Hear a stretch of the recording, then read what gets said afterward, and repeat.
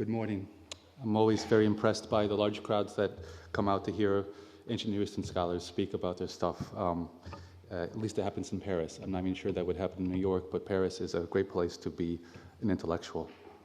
Many thanks to Jean-Marie Douan and Thomas Römer for the generous invitation to bring me all the way from Atlanta to be here and to participate in this very interesting colloquium. My subject today, the relationship between prophets and kings, is one that many of my colleagues have written on already at great length. Dominique Chapin, Jean-Marie Douan, André Lemaire, and as well as others who are not here with us today, such as Martin Nissinen, Nick Veldhuis, Alan Lindsay, Seth Richardson, and especially Beate Pangratz-Leisten. I mention these scholars by name because their brilliant work has significantly shaped my own approach to the subject in relation to the biblical evidence. Now, some of you may remember reading in the newspapers last fall how the government of Romania, in an effort to raise extra revenues for the country's suffering economy, attempted to instate a new tax on witches, fortune tellers, astrologers, prophets, and other mantic professionals. The legislation was voted down, however. The reasons for the rejection offered in the media was not only that it would be difficult to administer, but also that many Romanian politicians feared the curses that these professionals threatened to pronounce against them. Thus, my topic has contemporary relevance. However, my reason for choosing it is due less to current issues in Romanian politics than to my interest in what is perhaps the most thorny problem in biblical research: the emergence of the Bible's massive corpus of prophetic literature and its distinctive depictions of prophets. The problem is perhaps one of the most perplexing in biblical studies, even more vexing and difficult than the emergence of the Pentateuch in the so-called Deuteronomistic history, and perhaps more important, given the importance of prophetic literature on the former. Against the backdrop of the ancient Near Eastern prophetic text, the Hebrew Bible stands out quite sharply. In contrast to the relatively close association between king and prophet in the 18th century Mari text and those from 7th century Assyria, the Bible often presents a deep antagonism between the king and the prophet. Thus, think of the scene in the David and Bathsheba story, in which the prophet Nathan approaches the throne and proclaims, "Atah ha'ish, you are the guilty one," to the king. In the biblical narrative, it is the role of the prophet, not that of the king, that survives the encroachment of imperial powers in the southern Levant. Thus, at a time when Persian rule precluded the possibility of reestablishing a monarchy in Judah, prophets continued to be well represented. All the more so with respect to the literary tradition. After the defeat of the Judahite kingdom in 586, and apparently to a similar extent after the destruction of the kingdom of Israel in 722, the writings not only continued to be transmitted, but also to be embellished, expanded, redacted, and reinterpreted. As the prophets grew in importance in both society and the literary tradition, biblical authors and interpreters of the exile and post-exilic period, biblical authors and interpreters of the exilic and post-exilic period sought to affirm the continuity between their own time and the early history of Israel. In addition to the leadership of Devorah and Samuel, they identify the nation's first leader, Moses, as a prophet who stands over against the foreign king. Voicing a rather extreme opposition to kingship, the 13th century Jewish thinker Nachmanides underscores the significance of the depiction of Moses in the Torah. Quoting a line from the Talmud, Ula said that Moses, our teacher, sought kingship, but it was not granted to him. Now, this is Nachmanides speaking, it was not the purpose of the scholar to state merely that Moses wanted kingship and lordship over Israel and that God denied it to him, but rather that God chose not a king over Israel, but a prophet, a leader, and a judge like Moses, all of which proves that a king is neither required nor beneficial for Israel. And then he goes on to quote Hosea 13. Now, in keeping with the way in which the prophet ultimately trumps the king, biblical prophetic literature in its transmitted forms is characterized by various features. The first, a demotic, or what I would call horizontal or national purview. this is number 3 on the... It addresses a collective people rather than solely a king. Take, for example, Amos 5:1. Hear this word that I take up over you in lamentation, O house of Israel. It's not addressed to the king. Likewise, the prophetic literature has a didactic purpose, which is not confined to an audience of the palace or court scribes, such as the Fürstenspiegel literature in Babylonia, which also has a didactic character. Now, these two aspects of prophetic literature are undeniably related to the more basic, yet nevertheless historically remarkable fact that prophetic literature has been preserved in the first place, and not only preserved, but also heavily redacted, expanded to a massive corpus, and transmitted and commented upon for so many centuries. Yet how do we account for the genesis of these writings? In the next 20 minutes, I would like to offer several points that I think are worthy of consideration when addressing the problem. Specifically, I will identify 3 socio-political factors that converge to create the necessary conditions for the emergence of our prophetic text. Number 1, the special relationship between the states of Israel and Judah. Number 2, the defeat of these states, of Judah in 586, but especially of Israel in 722. And then 3, the different nature of statehood in the southern Levant.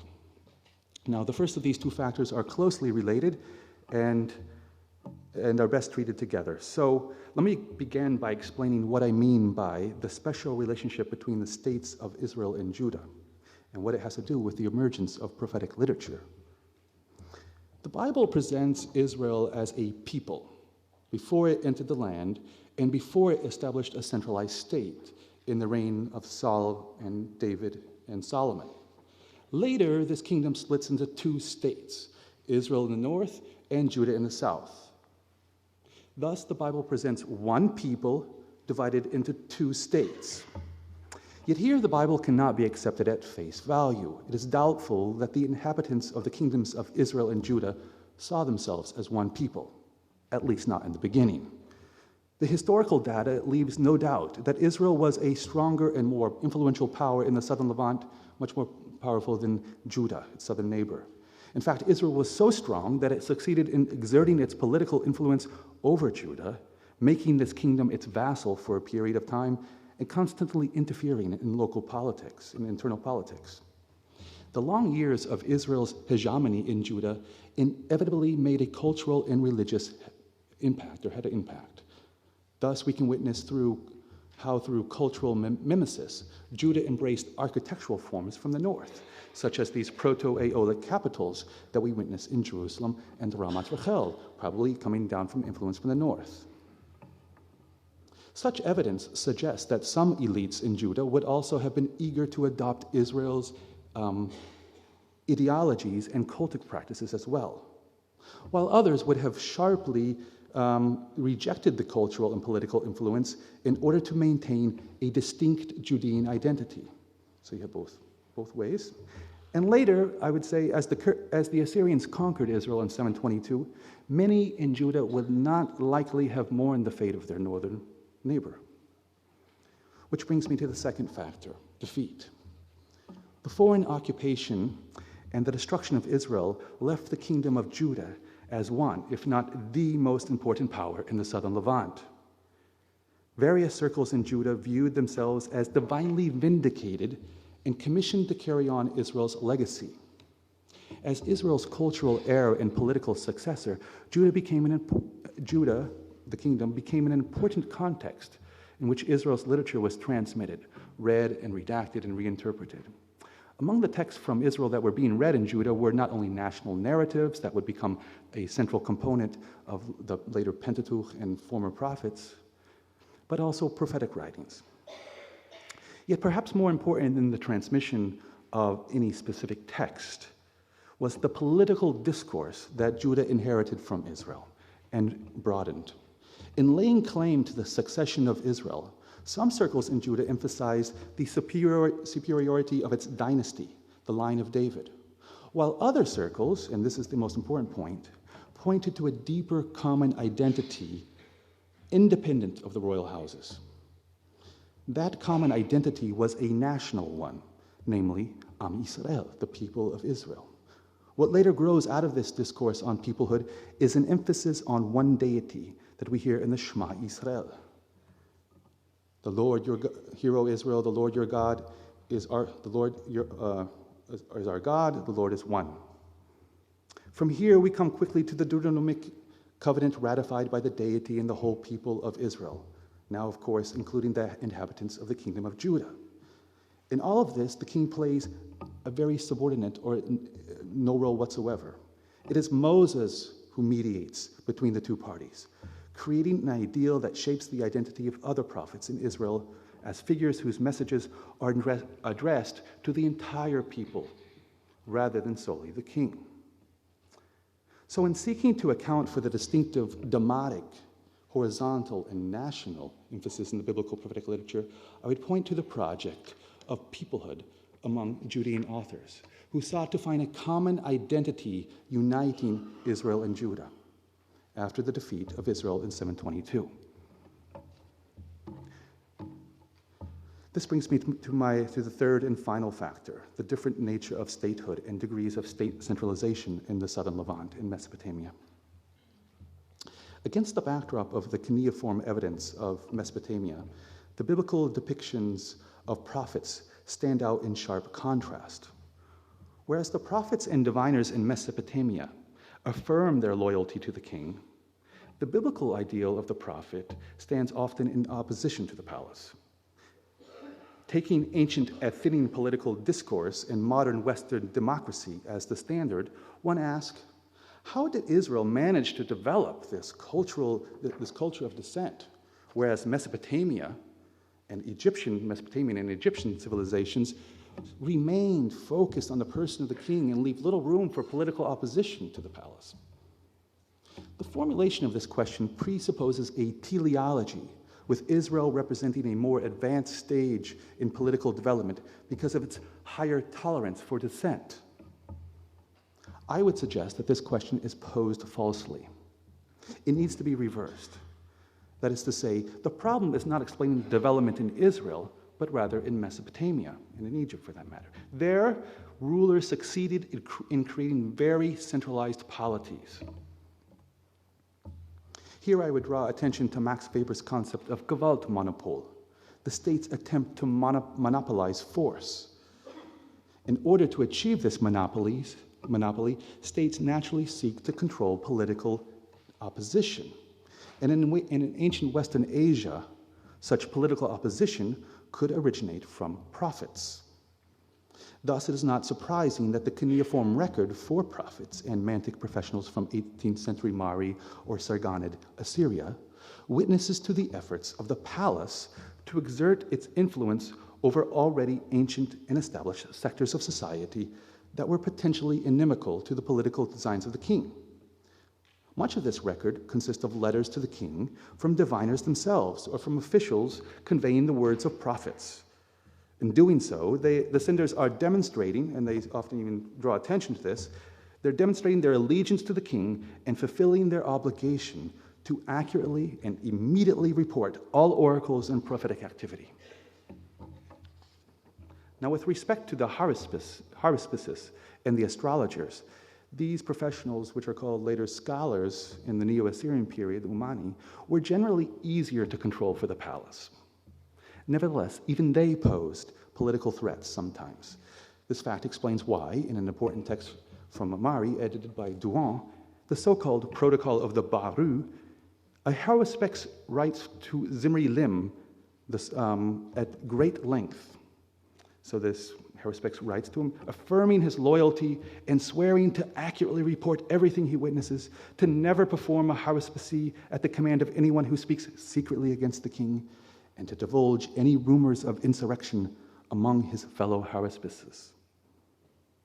From the Neo-Assyrian period, we may compare this text to a letter from a Babylonian haruspix named Kuduru, who writes the king informing how the chief eunuch and fellow conspirators forced him to undertake an extipacy in order to find out if it was an auspicious time for a coup d'etat. It's a wonderful text telling about how he's brought up into a room, sat down, made to drink wine for all day long, and then in the end, they let him know what they want, and they want him to form the expacy, and he writes to the king saying, I had to do it, I had no other choice, and in order to make sure that he doesn't get in trouble later.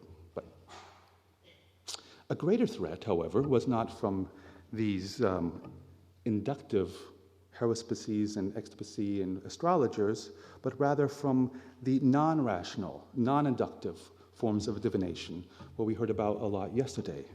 The ecstatics and the dreamers who sometimes performed their prophecies in public spaces. We know of, in various texts, both from Mari and the New Assyrian period, from the palace gate, Inabab Ekalim, the assembly of the elders, Puchoshibi, or of the entire land. Both in Mari and in Assyria we hear about a prophecy voiced throughout the entire land, Ina Puchur Matim. In the reign of Esarhaddon, we hear also of a certain slave girl on the outskirts of Haran, who since the month of Sivan, we're told, is enraptured, Sarchat, and proclaims the death of the king and his dynasty. She yells, she's repeating this over and over, this is the word of the god Nusku. The kingship is for Sassi. I will destroy the name and the seed of Sancheriv. The one who writes to inform Esarhaddon urges him to take immediate action and to annihilate the conspirators who stand behind this prophecy. Now, as Martti Nissanen has shown, this letter makes explicit appeal to the terminology of the succession treaty of Esarhaddon from 672 BCE, which is known to many of us because of its close correspondence to Deuteronomy 13, an overstudied text, in my opinion. One passage of the treaty mentions explicitly prophets and the requirement to report their insurrectionary words to the king. I quote here, if you hear any evil, improper, ugly word which is not seemly nor good from the mouth of a prophet, an ecstatic, an inquirer of oracles, inapivarargimi, mache, marashaili, amatili, or from the mouth of any human being at all, you shall not conceal it, but come and report it to Ashurbanipal, the great crown prince, designate, son of Esarhaddon, king of Assyria. This is an oath, an day that they're made to take and swear to. In the reign of Esarhaddon, oracles were announced to the king in front of the people during state ceremonies. So older oracles that were being stored would be placed on the lips of either priest or those who are participating in the rituals. To cite one example, listen to this. Hear, O Assyrians, the king has vanquished his enemy. Your king has put his enemy under his foot. One cannot help thinking about the Shema Yisrael when one reads that. Due to the great political turmoil and civil war that accompanied the succession of the throne of Sancheriv, Esarhaddon, and later his son Ashurbanipal, repeatedly announce in their inscriptions, and they make this very prominent in the narratives, that they received prophetic messages, shipir mache, as well as dreams from various sources.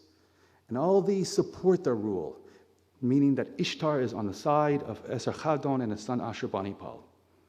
Ashurbanipal even cites prophecies, quasi-verbatim in his inscriptions. All of this is in order to make sure that no one questions the legitimacy of the rule. Thus, they're all trying to get prophecy and the diviners under their control, under the state monopoly, what Beate Pangratz-Leisen calls Herrschaftswissen, going back to an older concept. It is in this context that we must understand why prophecies were being collected from smaller, what we call u'ilu text, and transferred to larger, beautifully arranged tupu formats and stored in the libraries. The reason was not to facilitate reading and the study of these texts among scribes, as much as it was their use and later propagandistic inscriptions and rituals and so forth, to make sure that all of these could be easily accessible.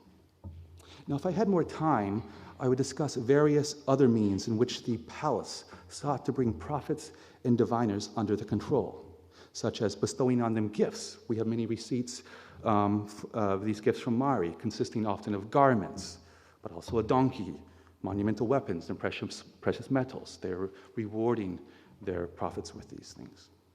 The king also granted his diviners properties. We have lots of letters in the Neo-Assyrian period where the diviners are writing, my piece of land has been taken away from me, your father gave it to me, please make sure that you return it to me. And as well as the kings are very interested in making sure that they are seen as attending to the needs of the gods in whose names these prophets speak. The Mari letters remind the god needs to be fed, please feed him.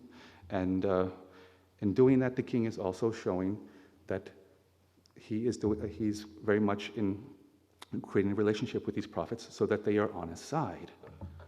And not least, that they heeded the critiques and the advice voiced in the prophecies and in the letters that are often reporting the results of the oracle queries.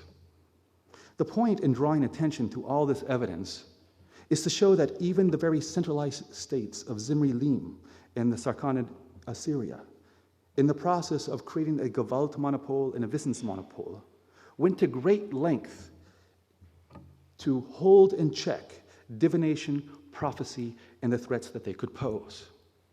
Now, if that was the case for Mari, and here's my point, how much more so for Israel?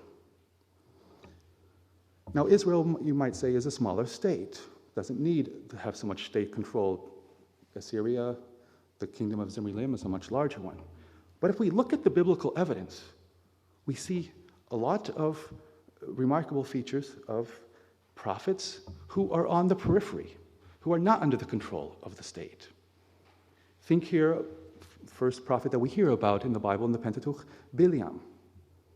Who does he work for? He's hired by a king. Hired by a king to go and to curse Israel. Here's an example. He's given many gifts, and every time Bileam goes and tries to pronounce a curse, it turns into a blessing.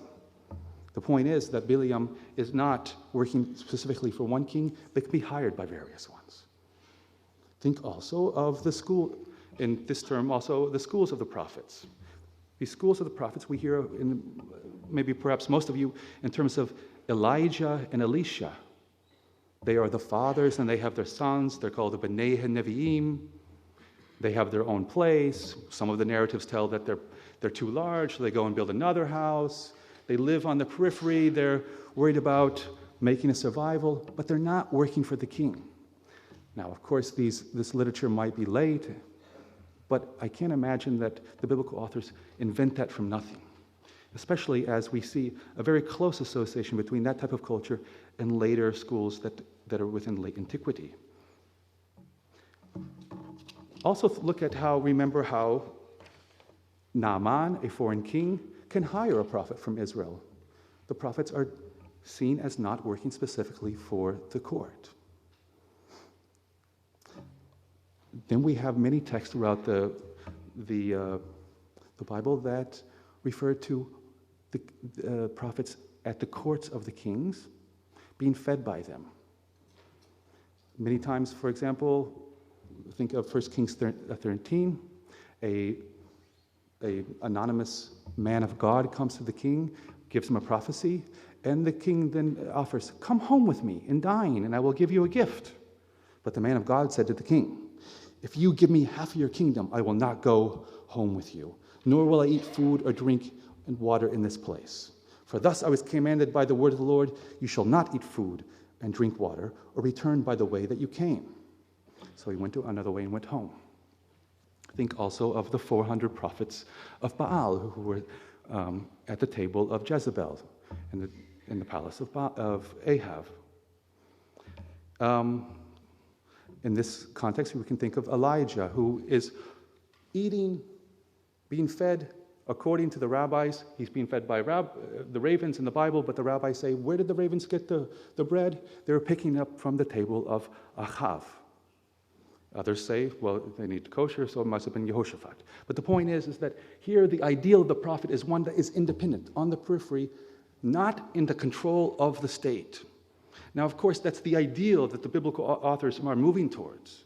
They see with lots of skepticism and suspicion the prophets who work at the courts of the king. My point in drawing all this together, though, is to suggest that the development of the court prophet is not one in which a pagan culture in which Israel is moving out of. in order to come to a culture of prophets that are much more in a culture of descent. But rather, that culture of descent is the older culture, and it's moving towards more centralization at the court.